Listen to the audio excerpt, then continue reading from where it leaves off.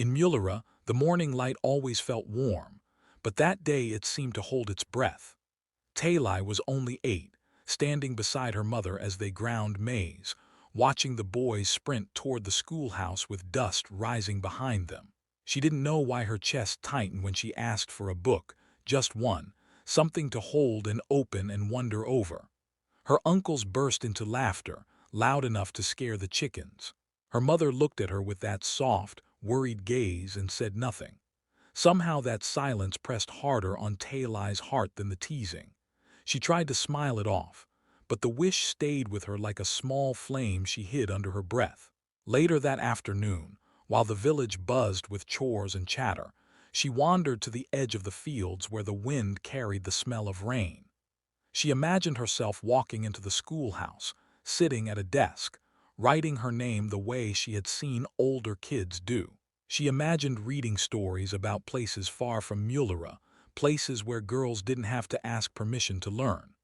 A quiet laugh escaped her, soft and hopeful, as if the dream itself was whispering back. And even though her family's laughter still echoed in her ears, she felt something shift inside her, something steady and stubborn. It was the first time she realized that wanting more wasn't wrong. It was just the beginning of a path no one else could see yet. Tali grew taller, but it felt like the world around her kept shrinking. In Nambury district, where Mulera sat between red hills and slow rivers, the rules were spoken so often they almost sounded like a song. Boys go forward, girls stay behind. Every morning she watched her brothers walk out with their slate boards while she tied her mother's headscarf and fetched water before the sun rose fully. She never complained out loud, but inside she carried a quiet ache that grew heavier each time she passed the schoolyard. Sometimes she would stop just long enough to hear the teacher's voice float over the mud wall. Words about numbers, maps, stars. She didn't understand most of it, but the sound alone made her heart race. One afternoon, as she lingered longer than usual, Mama Tinsa shuffled up behind her. The old woman's hands shook, but she still managed to slip a folded scrap of paper into Tali's pocket and wink. That first piece had half an alphabet on it, faded and crooked. Still, it felt like treasure. From then on, Tali visited Mama Tinsa in the evenings, pretending to bring leftover firewood while the old woman secretly pushed broken pencils, torn pages, and tiny lessons into her hands. At night, when everyone slept, Tali crouched near the small candle in their hut, copying letters until the shapes began to dance before her eyes. Sometimes she laughed quietly at herself when her lines went sideways, and other nights she wiped her face with the back of her arm when the candle burned too fast. But she kept going. Her secret world grew slowly, the way seedlings push through hard soil. She learned to add, to read small sentences, to whisper answers out loud when she was sure no one was listening. Still, the real world outside felt colder each year. When relatives visited, they praised her brothers for answering school questions while reminding her to sit properly, work harder, and not ask strange things. Once, when she tried to repeat a fact she had heard through the school wall, an older cousin told her learning would make her difficult. The words struck her harder than she expected. That night she lay awake listening to the cows shift in the kraal, wondering if wanting more truly made her wrong. But the next morning, she found a fresh page tucked under the mat at Mama Tinsa's door. It showed simple shapes and short words, written in the old woman's shaky hand. For some reason, that small gift felt like a hand reaching through all the closed doors around her. There were days when everything seemed impossible, like the time her mother found pencil shavings hidden under the sleeping mat and asked where they came from. Tali froze and said she didn't know. Her mother didn't push further, but that evening she watched Tali with a tired worry that made the girl's stomach twist. Or the night the wind blew out her candle 3 times, leaving her too frustrated to sleep, until she finally let out a small laugh at how stubborn the weather seemed. Through all of it, she kept studying, kept listening at the wall, kept waiting for Mama Tinsa's small acts of rebellion wrapped in paper and kindness. The old woman told her once, very quietly, that knowledge was like water. It always found a way through cracks. Tali carried those words everywhere, repeating them whenever fear crawled up her spine. One late rainy season evening, the sky purple and heavy, Tali hurried home after helping Mama Tinsa carry firewood. She held a new scrap covered in math problems under her shirt. When she reached the hut, she paused outside the door, hearing her uncles talk about her brother's progress at school. The pride in their voices felt sharp, not because she begrudged her brothers, but because she wanted someone to speak of her with that same warmth. For a moment she imagined stepping inside and declaring she could read too, she could count, she could solve the little riddles Mama Tinsa gave her. But she knew the laughter would return, and she wasn't ready for that pain again. Instead, she walked to the back of the hut, lit her candle and bent over her page. The problems were harder than before. She solved the first, then the second, then got stuck on the third. Rain began to fall, tapping the roof softly as if cheering her on. She tried again, slower this time. And when the answer finally made sense, she let out a breathy laugh that felt like light in her chest. She reached the end of the page long after the candle had melted into a puddle of wax. In the darkness, she held the paper against her heart and felt a warm, growing certainty. The world might have closed its doors around her, but she had found another way in. And though no one else could see it yet, she knew she was walking toward something brighter than anything Mulera had ever expected from a girl like her. The sun hung low over Semboro that afternoon, turning the dust in the air into a soft golden haze. People gathered under the big tamarind tree where all village meetings happened, men sitting on benches, women standing at the edges with babies tied to their backs. Tali arrived with her mother, keeping her eyes on the ground, her heart thudding so loudly she wondered if others could hear it. She had practiced the words for days, whispering them while sweeping, while walking to fetch water, even while crushing cassava leaves. When the elders asked if anyone had anything to say, her legs carried her forward before her courage could catch up. She rose slowly, feeling the whole village stare at her. Her voice trembled as she said she wanted to take the entrance exam for the regional academy in Zaramo. For a moment the world held its breath, then the silence snapped open and the crowd exploded. Some people laughed as if she had told a wild joke.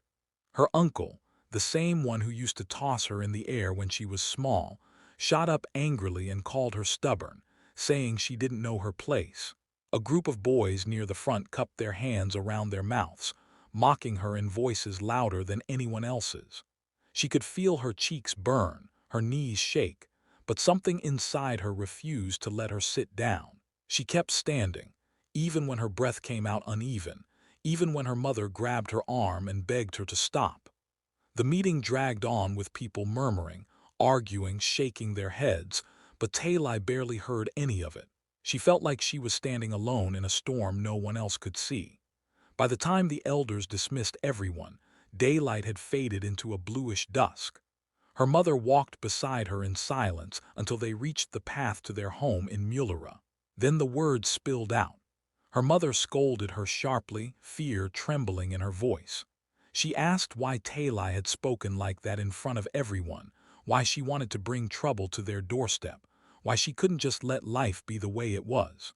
Tears kept slipping down her mother's cheeks as she spoke, as if she wanted to hold Tali close but also push her back into safety. Tali felt her throat tighten.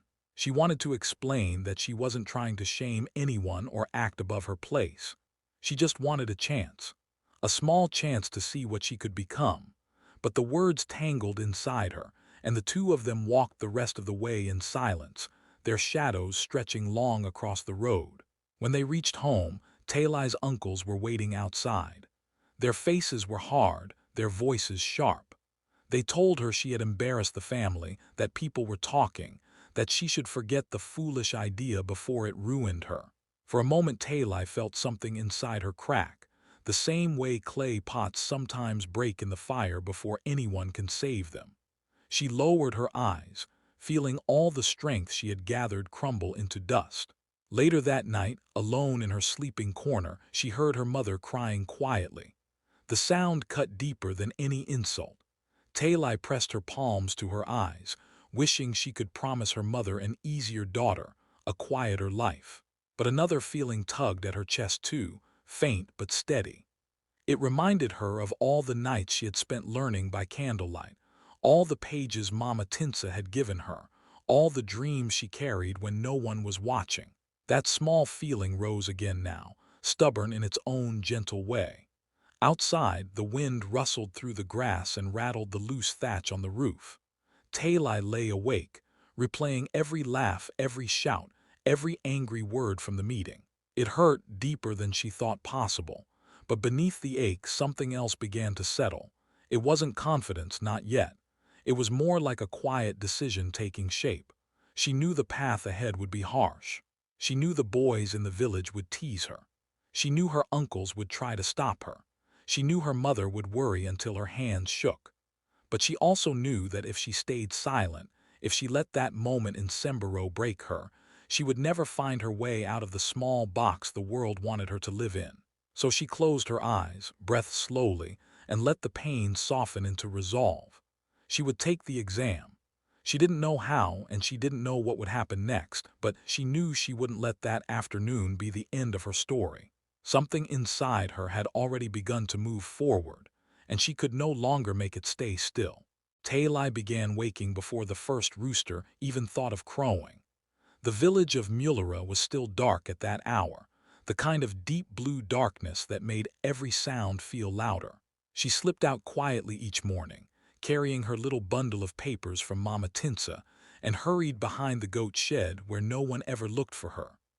Mama Tinsa was always already there, wrapped in her old brown shawl, smiling like she had been waiting all night.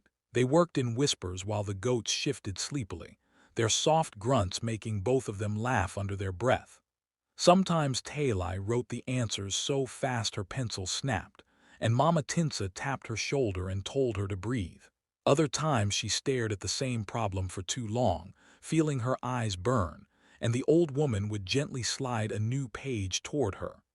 Weeks passed like this, their secret lessons rising with the dawn, their shadows long on the cold earth.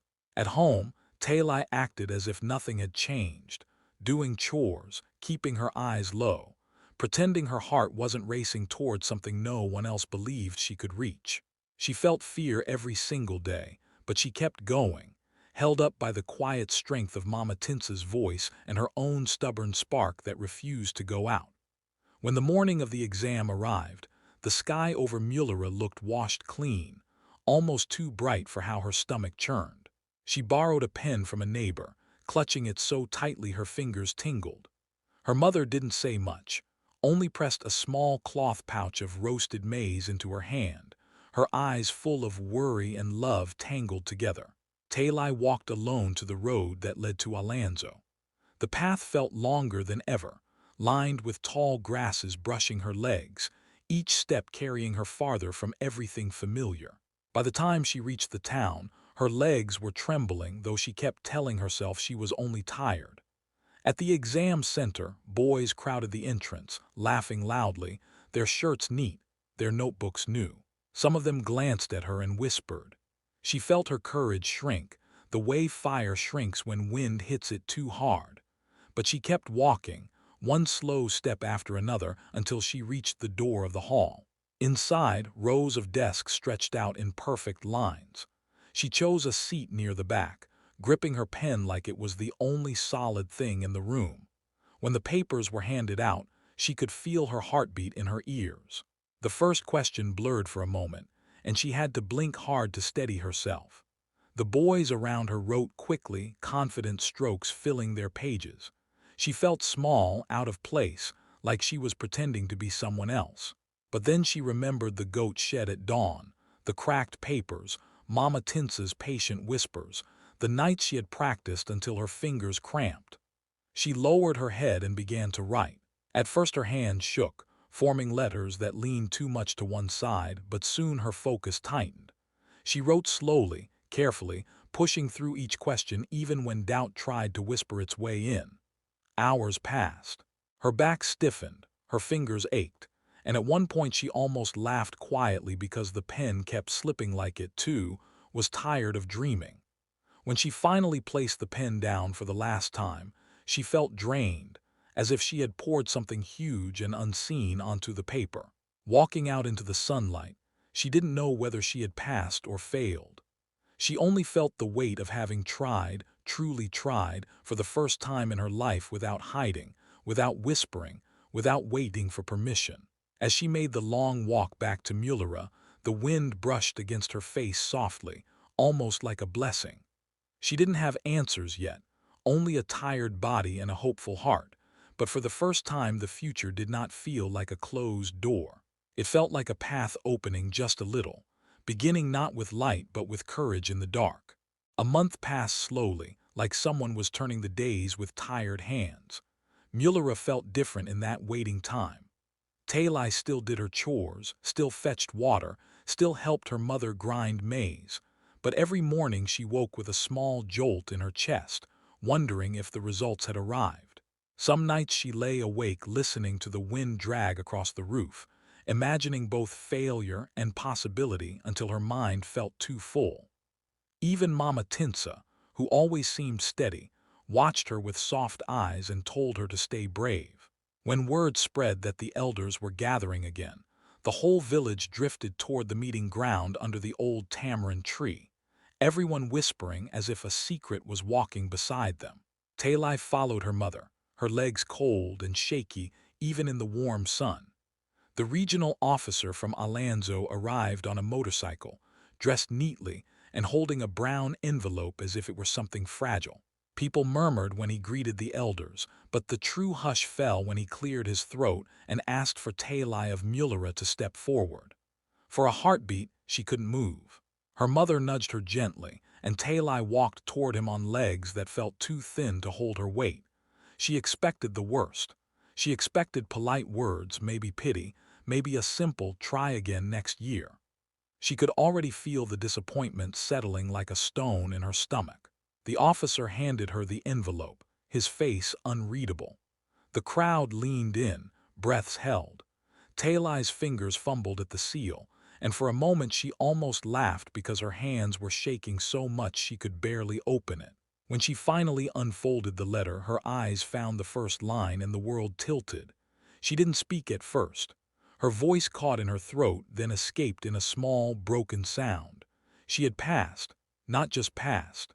She had earned the highest score in the history of Mulera.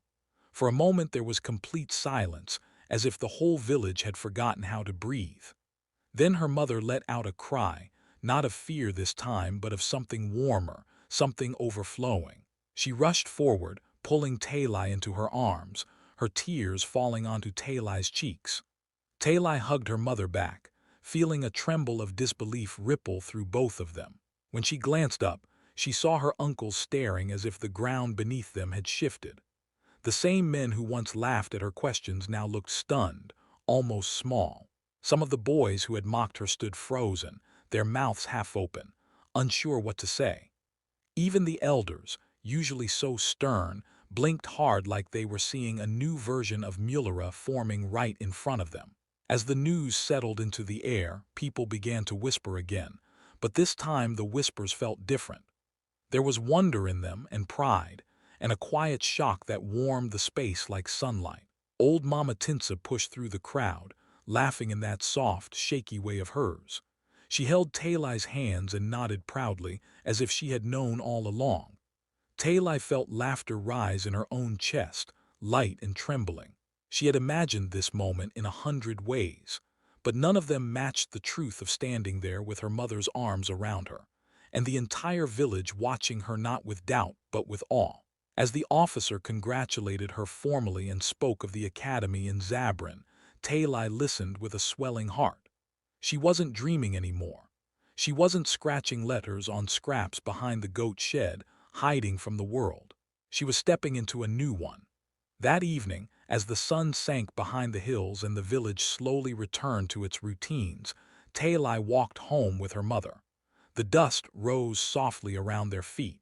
Her mother kept wiping her face, then laughing quietly like she couldn't stop the joy from spilling out. Tali held the letter close to her chest, feeling its weight, its promise, its history. She looked back once toward the tamarind tree, hearing in her mind the silence, the shock, the beginning of everything. And as she walked on, she felt a warmth spread through her, gentle and steady. Her world had changed in a single afternoon, but deeper still was the feeling that she had changed it herself. Zabrin looked nothing like Mulera. The academy gates were tall and silver, the buildings wide and shining under the sun, and the students walked through the courtyards with the easy confidence of people who had always known they belonged there. Tali arrived with one suitcase, two dresses, and a heart full of hope that began to wobble the moment she stepped into her first class. The lessons moved fast, too fast for someone who had once studied behind a goat shed. Some students turned toward her when she spoke, smiling in that sharp way that wasn't really a smile. They laughed at her accent, copied it behind her back, whispered about her village clothes, her quiet voice, the way she sat straight and alert as if every word might run away before she caught it. Tali tried to pretend it didn't hurt, but some nights she lay awake staring at the ceiling, feeling the sting settle deep in her chest. Still, she kept going. She woke earlier than everyone else, studied until her eyes blurred, repeated lessons out loud when her roommates were gone. She visited the science lab during lunch, asking questions the other students thought were silly, but she asked them anyway. Slowly, painfully, the fog began to clear. During her second year, something shifted. A visiting professor announced a science challenge, and students crowded into the hall to participate. Tali almost didn't join, thinking she didn't belong, but something inside her pushed her forward. The challenge involved building a small device that could filter river water using simple materials. Tali worked late every night, remembering the muddy streams of Mulera, the days she carried heavy buckets before sunrise, the smell of river moss. She poured all of it into her project. On the day of the competition, the room buzzed with excitement. When the professor tested her device and the water ran through clear, the crowd went quiet. Then applause filled the room, loud and warm. Tali stood there frozen as the professor announced her as the winner of the science prize. For a moment, she felt like she was standing under the tamarind tree again, hearing her name called in disbelief. Only now the disbelief came from her own heart. She wanted to laugh, to cry, maybe both at the same time. But not every day was a triumph. There were nights when loneliness crept in like a slow shadow. Nights when she read letters from home and pressed them to her cheek because the words felt like a hand holding hers across the miles. She wrote back often, telling her mother she was safe, telling her uncles she was doing her best, telling Mama Tinsa she still carried her teachings. Sometimes she wasn't sure those words were true, but she wrote them anyway, hoping they would become real if she believed hard enough. On her darkest nights, she would sit by the window and remember Sembero, the meeting, the laughter, the boys shouting, her uncle calling her foolish. She remembered how small she felt, how her voice almost broke, how her legs trembled while she refused to sit down. Those memories didn't hurt the way they used to. They burned now, lighting something fierce inside her. She whispered to herself that she had survived that day, survived the whispers, survived the fear. If she could stand then, she could stand now. By her third year, she no longer felt like an outsider.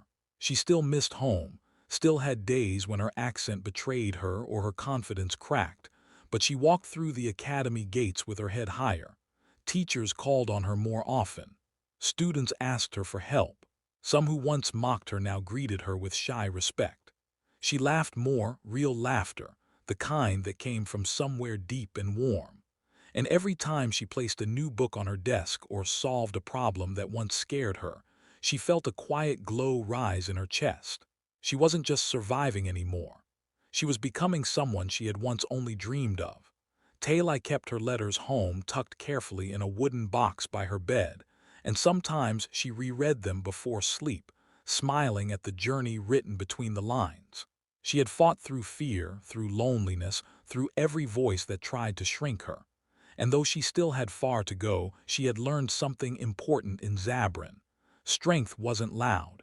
It wasn't sharp. Sometimes it was simply the choice to stand again each morning, even when the world expected you to fall. The road back to Mulera felt smaller than Tali remembered, almost as if the hills had leaned in to watch her return. She sat in the back of the dusty village vehicle, the badge of the new regional education officer for girls' programs pinned to her chest, still strange and shiny on her clothing. As the driver honked near the first cluster of mud houses, children ran alongside, shouting that someone important was coming. She laughed softly under her breath because they had no idea it was only her, the girl who once begged for a single book. By the time the vehicle reached the open square, a crowd had gathered.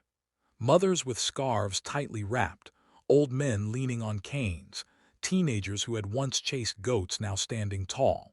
Faces she had known her whole life blinked at her, unsure how to greet the new version of her.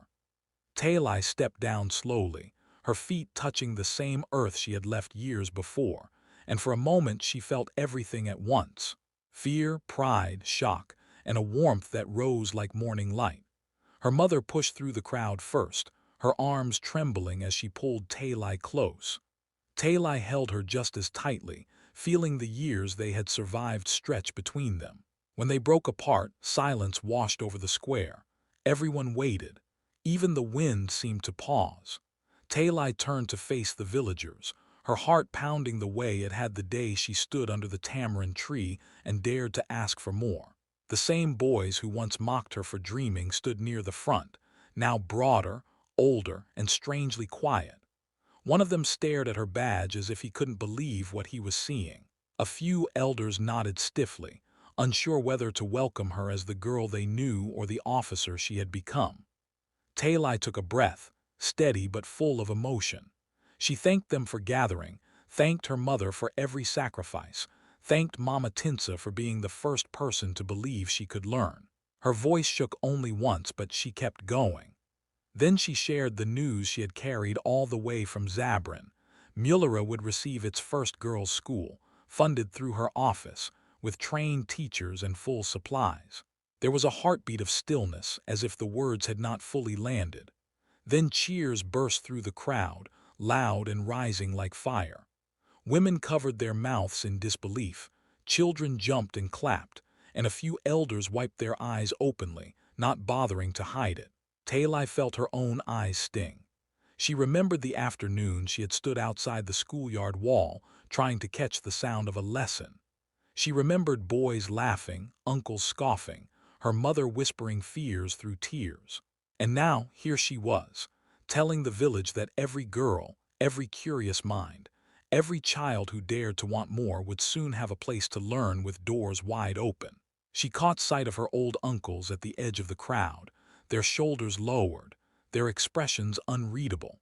For a moment she thought they might walk away, but instead they bowed their heads slightly, a gesture that carried more apology than any words they could ever manage. Tali felt something inside her loosen, something she hadn't realized she'd been holding for years. After the cheers faded into conversations and laughter, many villagers gathered around her. Some asked questions about the school. Others simply touched her arm as if to be sure she was real. A group of girls stared at her with wide eyes, whispering among themselves until one finally stepped forward and asked if she could really learn anything she wanted one day. Tali knelt down so she was level with her and said yes, she could. The girl let out a tiny giggle that reminded Tali of her younger self, the child who once imagined writing her name on a real page. As the sun lowered and the shadows stretched across the square, Tali looked around at the place that had once felt too small for her dreams. It felt different now, more open, as if the village itself had grown with her return. She stood quietly for a moment, letting the warmth settle through her. Mulera had changed her, broken her, pushed her, shaped her. And now she had come back not to prove anything, but to open a door that should have always been there. The morning the school finally opened, Mulera felt brighter than usual, as if the whole village had taken a long breath and let it out with hope. The walls were painted in soft blues and warm yellows, colors the girls had argued over for weeks, laughing and pointing brushes at each other, until every corner felt touched by their excitement. Tali arrived early, walking slowly across the yard, her shoes kicking up little clouds of dust.